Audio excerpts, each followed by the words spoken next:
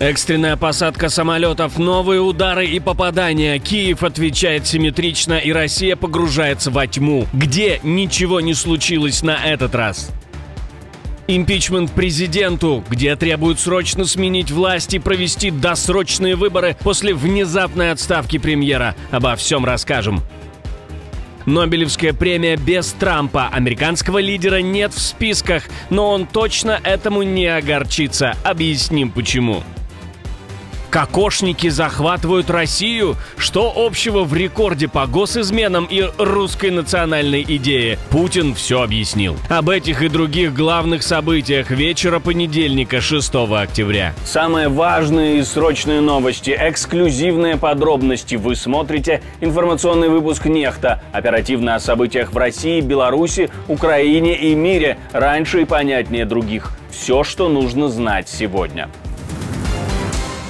Российский Белгород остался без света после того, как ничего не случилось и все дроны позбивали.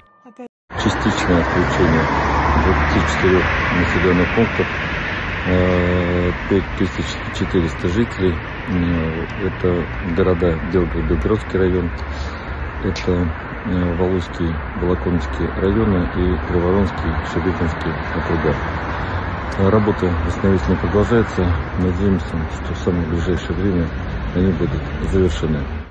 Ночь с 5 на 6 октября стала одной из самых напряженных для российской ПВО. Минобороны РФ заявляет о перехвате 2500 украинских беспилотников над Крымом, Белгородской, Курской и другими областями, а также над акваториями Черного и Азовского морей. Но реальность оказалась куда громче официальных сводок. В оккупированной Феодосии вспыхнул масштабный пожар на нефтебазе. Там горят 2 резервуара с топливом. Очевидцы сообщают о взрывах и столбах дыма над городом. Российские власти утверждают, что все под контролем, но при этом в 7 регионах от Тамбова до Сочи временно закрывают аэропорты. В Москве также заявили о сбитом дроне, летевшем в сторону столицы. По данным, опять-таки, Минобороны РФ, только над оккупированным Крымом якобы сбили 40 дронов, над Курской областью 34, над Белгородской 30, еще 60 над акваторией Черного моря. Но массовые пожары и блэкауты показывают, не все дроны ПВО таки успела перехватить.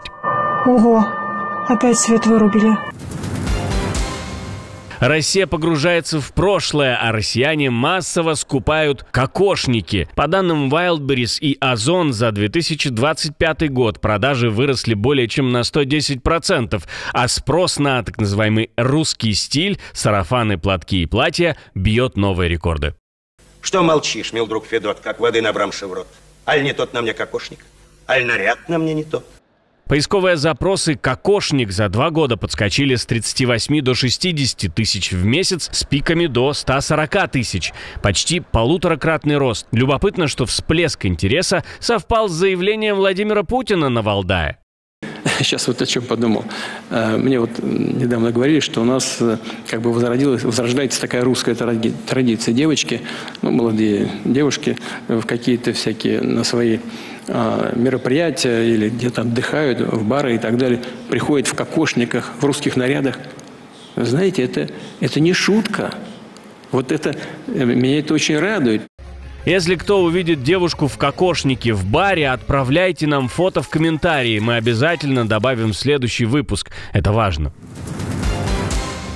Еще немного о достижениях. 2 приговора за измену родине в день. Россия ставит новый репрессивный рекорд. За первые 6 месяцев 2025 года российские суды вынесли 224 приговора по делам о госизмене, шпионаже и сотрудничестве с иностранцами. Это абсолютный рекорд за всю новейшую историю страны. По данным российских изданий, фигурантами стали 232 человека, и все получили реальные сроки. В среднем это получается почти 2 приговора в день. С начала полномасштабной войны по таким статьям осудили уже 774 россиянина. Дела штампуют военные суды, заседания проходят в закрытом режиме. Механизм запущен, врагов государства теперь находят в университетах, IT-компаниях и научных институтах. Репрессии больше не исключение, а новая норма.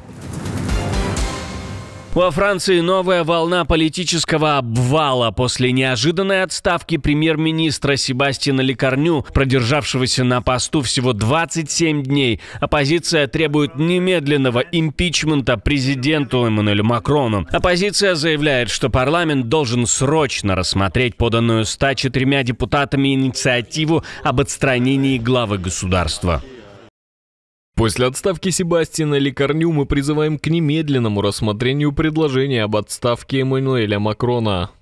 К нему присоединился и вице-глава республиканской партии Давид Леснар. Он заявил, что Макрон обязан уйти в отставку, чтобы, цитирую, «сохранить институты власти и выйти из кризиса, ставшего неизбежным после безрассудного распуска парламента в прошлом году». Тем временем лидер ультраправых Жордан Барделла требует распуска парламента, проведения досрочных выборов. Кризис во французском руководстве разгорается на фоне провала очередной попытки президента выстроить управляемое правительство. Во всяком случае, так считает оппозиция.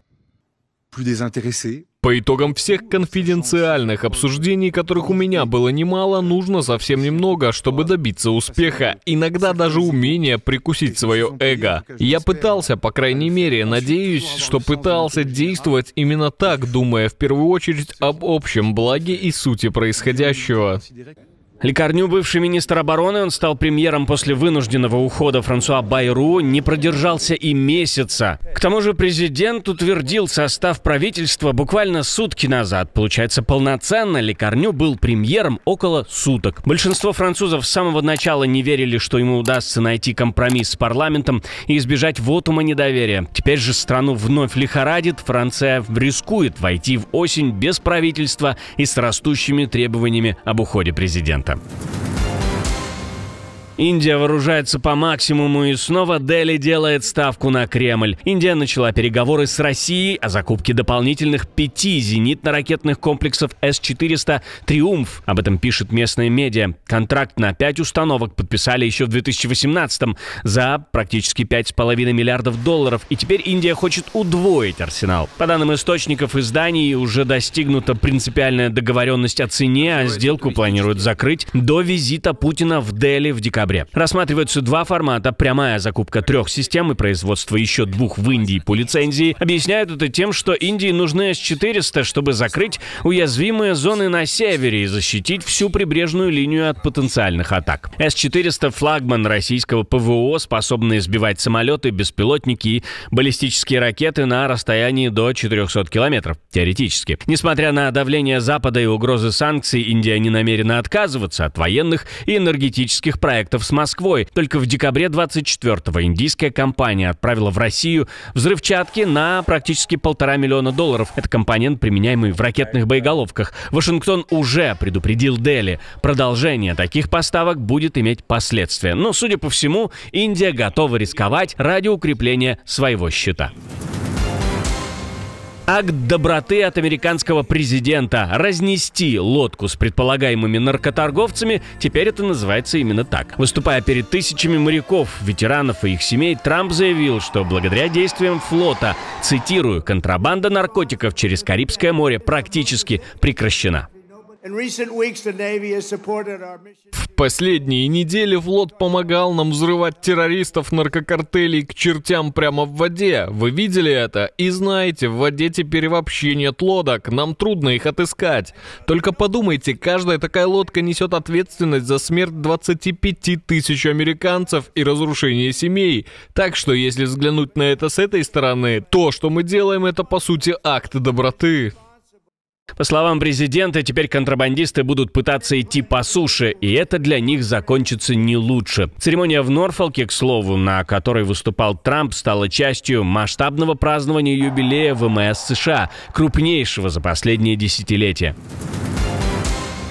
Экологическая катастрофа в Беларуси. Минский горком природных ресурсов начал проверку после появления в сети видео, на котором можно увидеть сброс мутных сточных вод в реку Свислочь. По поручению министра экологии на место выехал глава Мингоркомприроды. Специалисты Республиканского центра аналитического контроля уже взяли пробы воды выше и ниже по течению, чтобы установить уровень загрязнения. По предварительным данным, гибели рыбы не зафиксировано, но источник утечки пока пока не найден. Сброс удалось остановить. Аварийные службы обследуют выпускной коллектор и ближайшие строительные площадки, ведь именно оттуда, по одной из версий, могли попасть загрязнители. Расследование продолжается. Открыли тормоза иммунитета. Нобелевскую премию по медицине 2025 присудили за прорыв в лечении рака и аутоиммунных болезней. Лауреатами Нобелевской премии по физиологии и медицине в этом году стали 3 ученых за открытие, объяснившие, как организм не атакует сам себя. Исследователи раскрыли механизмы так называемой периферической иммунной толерантности, системы встроенных тормозов иммунитета, без которой человек погиб бы от собственных защитных клеток. Именно эти открытия заложили основу целого направления современной медицины, новых методов лечения рака, аутоиммунных заболеваний и воспалительных синдромов. Нобелевская премия по физиологии и медицине 2025 года присуждена совместно Мэри Бранкоу, Фредди Рамсделу и Симону Сакагаути за их открытия, касающиеся периферической иммунной толерантности. Брунко и Рамсдел работают в США, Сакагути в Японии. Премия присуждена Каролинским институтом в Швеции. Победители получат 11 миллионов шведских крон. Это около 1,2 миллиона долларов. И золотую медаль из рук короля Швеции. По словам Нобелевского комитета, их исследования изменили фундаментальное понимание того, как работает иммунная система человека, и дали шанс миллионам людей, для которых раньше не существовало эффективного лечения. Отдельное спасибо, что досмотрели до конца. Спасибо за ваше доверие. Жду развернутых комментариев, лайков и репостов. Это важно, чтобы нас становилось больше. На этом пока все. До новых встреч и хороших вам новостей.